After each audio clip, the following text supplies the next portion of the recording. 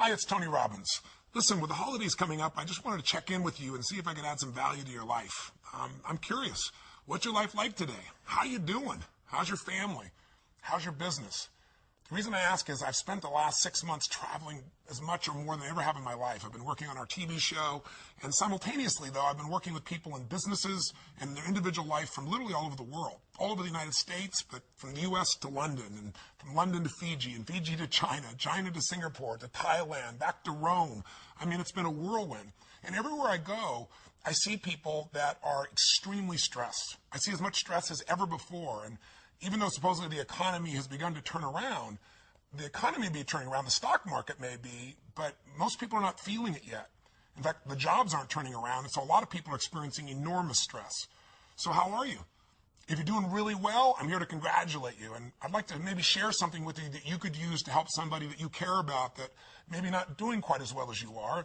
And by the way, we can always do better, so I think these 5 little keys I want to share with you could be helpful for your own life as well. No matter how great you are, take it to the next level. If you are facing challenging times, or if somebody you really care about is, I thought, what could I do real quick, because we're on the internet, that could add some value, maybe give you some perspective, give you just a little bit of a quick plan to really move yourself forward. And where I came up with these little 5 keys was really interesting. Last October, I found myself in a position where, everyone in the world was concerned. I'm getting calls from, my barber to a billionaire financial person that I've managed and coached and helped for the last 17 years. So it was affecting everybody. Trillions of dollars disappearing in the stock market, people's nest eggs disappearing, everybody freaking out saying what to do. And then simultaneously, the Today Show called and they said, could you come on and motivate people? I thought, oh my God, it's not what I do. Well, can you tell them something that could really help them? And I said, well, yes, I can. And I said, how much time do I have? And they said, well, about 5 minutes. And I thought, oh my God, what could you do in 5 minutes? So I began to think about it and said, well, let's look at what you could do that's really real, that's really simple, but that has really worked for me.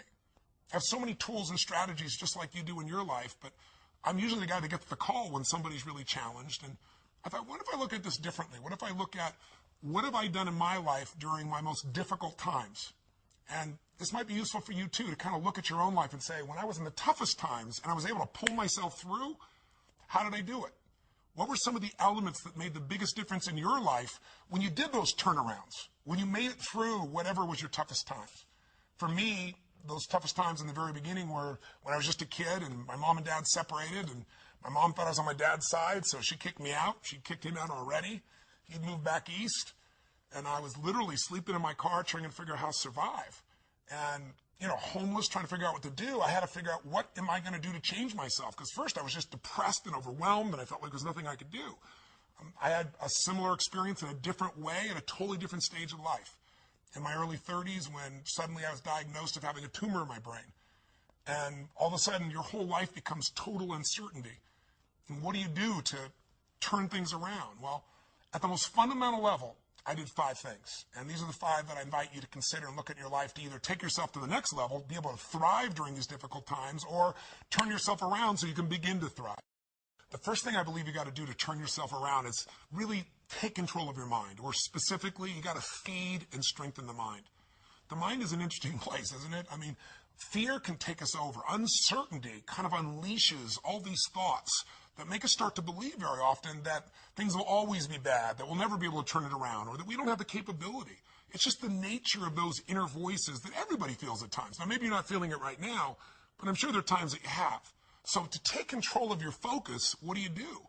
Well, I was told all of a sudden I had a tumor, or way back when I'm on my own trying to figure out what to do, I realized that somehow to take control of my mind, I had to feed it.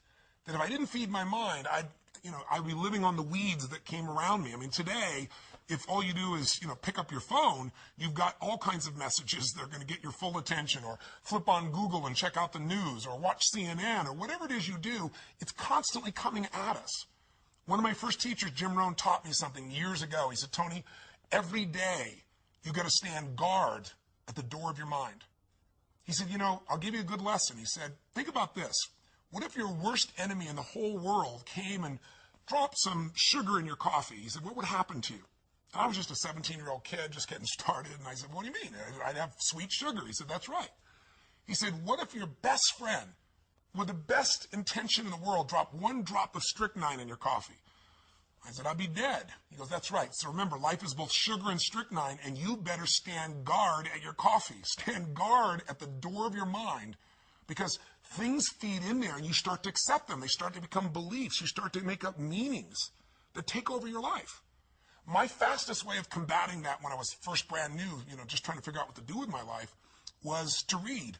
And I was poor. I was literally sleeping in my car, so I'm ancient enough to remember when there wasn't an internet and when I would go to the library. And I would go to that library, and my whole goal was feed the mind. Feed the mind for at least an hour minimum a day, and sometimes more than that, where I would read somebody's biography. I'd read the story of somebody who went through some unbelievably difficult time and how they turned it around. And it gave me perspective. Or I'd read a book like As a Man Thinketh. If you haven't read it, it's worth reading again and again. You can read the book in about 20 minutes. Or I'd read Man's Search for Meaning, where all of a sudden Viktor Frankl, a man who was literally living at that time in Auschwitz, losing all of his family, and he figured out how to make it through that time and add value. These stories, these things fed my mind something nutritious, something strong. If we are what we eat, we are what we read, we are what we listen to. Later on, I began to feed my mind, about understanding the ideas around health principles and how people had turned themselves around who had tumors, who had cancer. I did the same thing most of my life, starting when I was 17, by listening to audio tapes. I went out and I was constantly feeding my mind. I didn't let or hope that a good idea would interrupt me or interject itself upon me. I knew a great idea had to be pursued. I had to go after it. I had to feed and strengthen my mind every single day. So I did it with audio tapes. I did it with books. And I did it by literally doing incantations, saying to myself something over and over again with such intensity till my mind began to believe it. So reading, listening, feeding your mind is the first step to get out of that place of uncertainty and to start to re-tap into your real ability to thrive in any environment. What's the second key? Well, number two is you got to feed and strengthen your body. As simple as that sounds, if you've been around any of my work at all, I believe physiology first. And sometimes even try to feed your mind. You can feed it, but those thoughts keep coming back. What's going to change that mind faster than anything else is a radical change in your body, a radical shift in your physiology. How do you do it? Well, think about this. When times are really uncertain, fear creeps in. And what is fear? Fear is something quite physical. It takes a hold of you when it's really there and intense. We've all had that gut level fear, that dark night of the soul at times where it feels like, nothing's going to work. So how do you turn it around? Yeah, you feed your mind, but you also strengthen that body. When's the last time you really pushed yourself? You went on a run, a slight jog or a walk, but at the end, you pushed yourself for that last 2 minutes, 5 minutes, whatever it was, till you felt like your heart was pumping up, like going to spit out blood, where there was an intensity in you. I know I sound over the top, but that's how I turned myself around. Way back then, when I was literally just starting my journey, I was 38 pounds heavier than I am now, and I was starting to feed my mind, but it wasn't enough. I had to really feed my body, and the way I did it is I decided to go on this run. I picked up, in those days, I had cassette tapes. Again, that's how ancient I am. Sorry, there was a time before, iPods or anything of that nature. And I listened to this song, this cassette tape. It was by this group, and it was a female group called Heart. And the song was Barracuda. I'll never forget.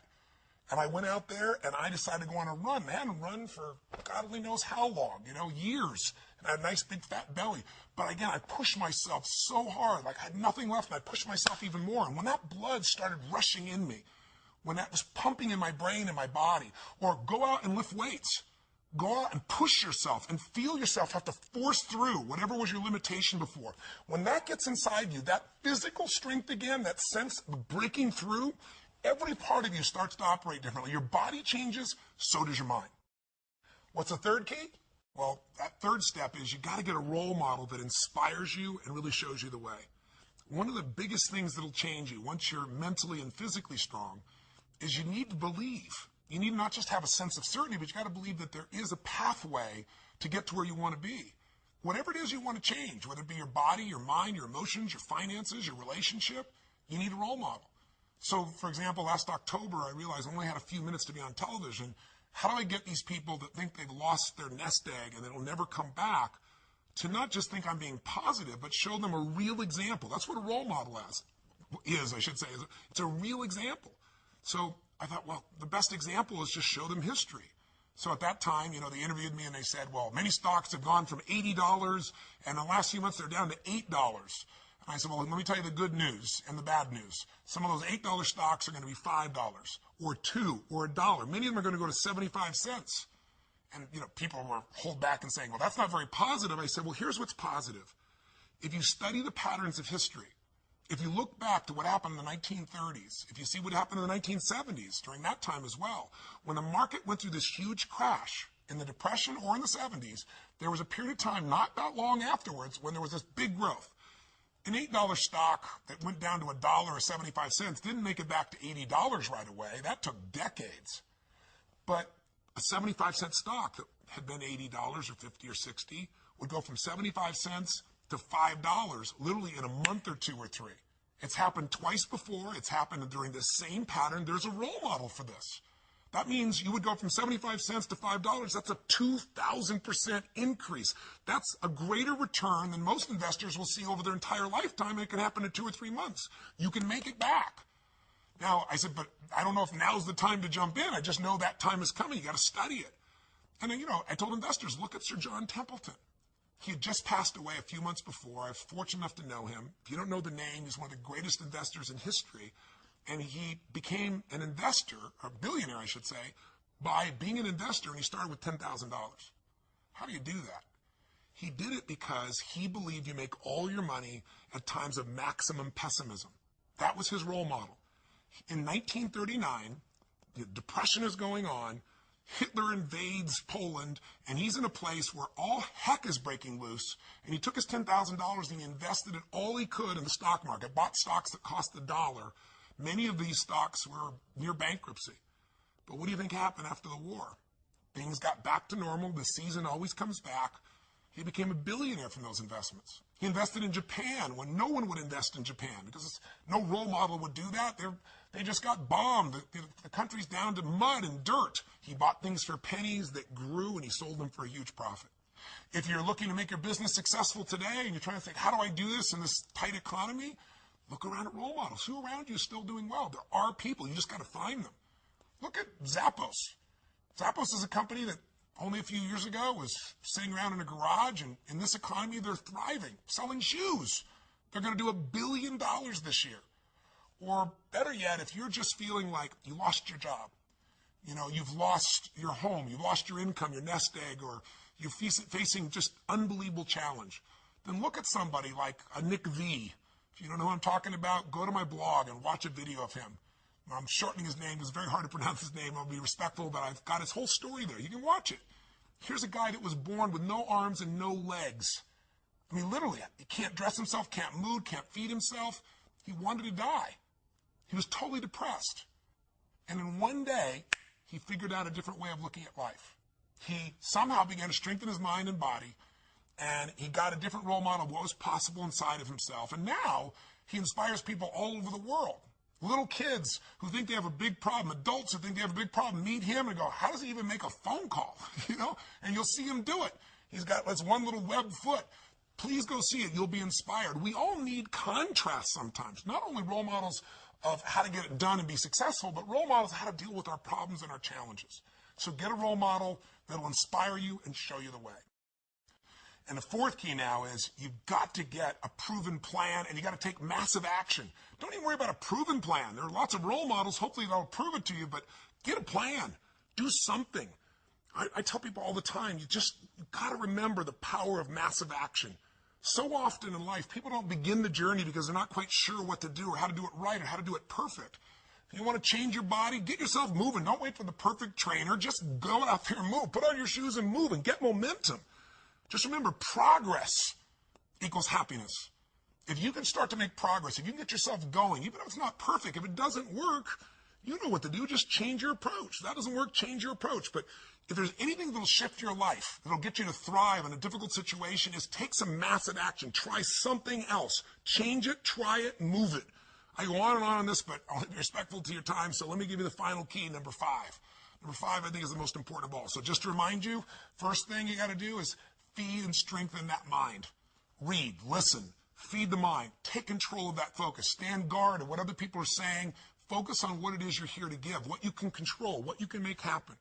Number 2, Feed and strengthen that body. Remember, fear, uncertainty, they're physical experiences. So the best way to deal with something physical is get physical. Change that body. Go lift some weights. Go for that run. Do something that's going to get you in that state. If you've been to our seminars, you know exactly what to do. But get that hour of power going, that 15 minutes to thrive, if you're familiar with that, to train your body and mind to be strong again. Number 3, make sure you put yourself in that position where you find a role model that's going to inspire you and show you that way. Maybe it's a contrasting role model. You think your life's so tough? Find somebody with tougher who's really turned it around. Or maybe it's just somebody who's really succeeded, that you can now see there is a way. There's a way through. There's a way to make this happen, even in the toughest times. There's always a way. 4, make sure you get yourself into action. Get a plan, take massive action. And then number 5, most importantly of all of them, feed your spirit. Feed and strengthen your spirit. And there's only one way to do that. It's to find what you're grateful for and to take time, whether it be prayer for you or just taking a moment to think about what it is that's so lucky in your life. There's a rejuvenation in our spirit when we stop taking things for granted. And when most importantly, what feeds your spirit is to give, to find a way to do something for someone else who's worse off than you are. Because what is this all about? It's about strength, and it's about perspective, it's about action, it's about emotion, and it's about heart.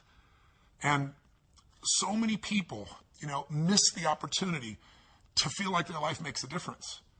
I'm a big believer that motive does matter, that why you do something people can feel, that people may be skeptical, they may have their judgments or their fears because they've been through so much, but in my experience, ultimately, why you're doing something people feel. And if you're doing this because some part of you knows that you're here in life not just to get but to give, then there's a spark that happens in other people because they feel the genuineness of that, and there's a spark that happens in you because it reminds you what you're made for. And I'm telling you this now, and I shared this with you because I want to give you some tools, but also because I want to invite you to participate in something. Thanksgiving is coming, and it's supposed to be a time of giving thanks, right?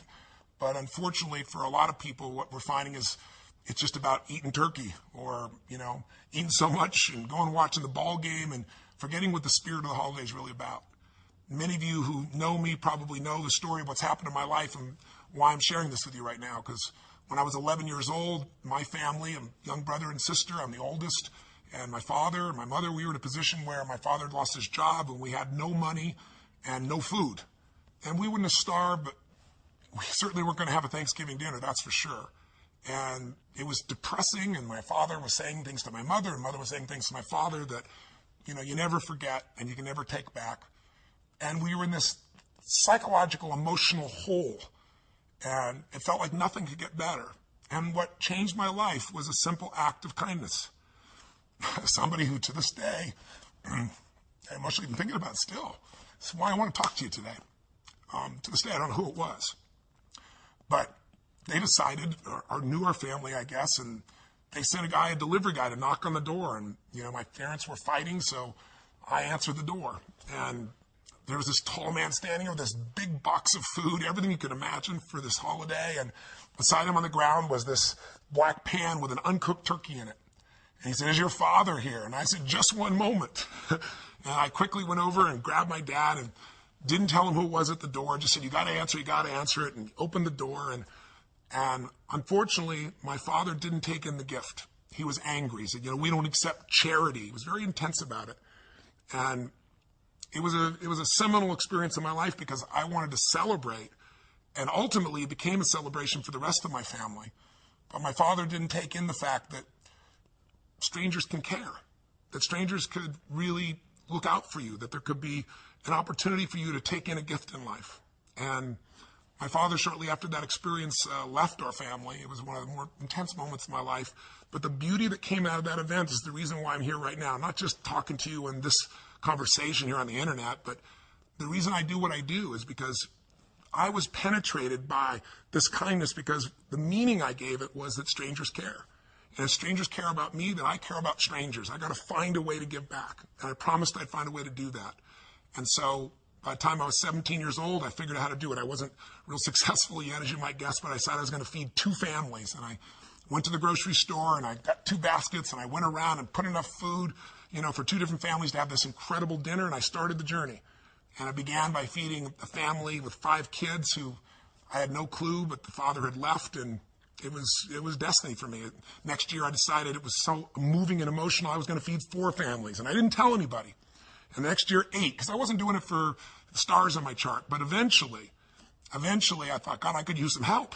So I got my friends involved, and gradually I grew some of my small companies, and my employees got involved. And I'm really proud to tell you that, 30 plus years later today, we're in a situation now where through the foundation, together with people like yourself, we feed more than 3 million people last year in 32 countries. So my final kind of offering to you, my invitation is, come join me. Let's go out and touch some souls. Let's go out on Thanksgiving and let's see if we can just touch them. It doesn't take, I don't want your money. I mean, you're welcome to send some money to the foundation if you want, but that's not what this is about. What I really want is you to have the experience of reaching out and touching a stranger for no good reason except it's right. Because I know what that'll do to your spirit. If you're successful, it's going to make you feel something more than success. It'll give your life more meaning. If you're facing some real challenges and you enter a place like, when I went down to the South Bronx, I'll never forget, and entering a place that had no electricity where people were literally starving, or a man who was literally on the streets, and we brought him this big basket. It was beautiful, and gave him blankets and socks and food. And I literally jumped out of the van, and I was with this amazing man from the Salvation Army who was driving me around, and jumped out and handed this big basket, this huge basket to this man. And I mean, first he just looked shocked. Then he started to get this big smile. Then he got teary-eyed. And as I was leaving, there was this moment that you never forget. You can do this. You can do this by yourself. You can do this with a couple family members. You can just do 2 baskets of food where it feels like a gift, where it's not a handout like my father expected, but really a gift where it feels like a present, something special. And if all you do is go to AnthonyRobbinsFoundation.org, AnthonyRobbinsFoundation.org, you can put yourself in there and say, I'd like to be a coordinator for a basket brigade, even if it's just you, and they'll send you a little booklet how to do it. We have a little book called Notes for a Friend, which is this tiny little book I wrote that shows somebody how to turn their life around. You can give that, or you can just give food. Or you could do this with your family. You could do this with your company and get that spirit back inside your company with the employees. And you do it really easily, or all over the country and all over the world. We have large basket brigades where people come together, and you could join a group that's going to do this. So this is my invitation. I sent this video to you to hopefully, during the holidays, hopefully add some value to you, to remind you of what I know you know. You can thrive no matter what the obstacle, no matter what the economy, no matter what the challenge. The fundamentals are really basic, and you can take back control of your life. And if you're doing well, it's to say to you, man, you and I, if we're doing well, we have responsibility to give something back. Not only responsibility, but an opportunity. So thanks for listening for so long. I hope this has been helpful for you. Sorry I'm emotional, but it doesn't matter how many decades I've been a part of this. There are people out there suffering, people out there that you could touch. And I'm one of those people that got touched. I'm here because of it. And I think I've been able to help lots of people in my life because of those challenges and because of someone caring. And I know you care too, or you still wouldn't be watching this crazy video. So thank you for watching. And please go to AnthonyRobbinsFoundation.org and join me in the Basket Brigade, or do something to make this Thanksgiving different or more meaningful. And I hope this has been helpful to you in your life in some way. And again, I appreciate your time, and I look forward to hopefully our paths crossing again sometime soon. Till then, live strong, live with passion, and God bless you.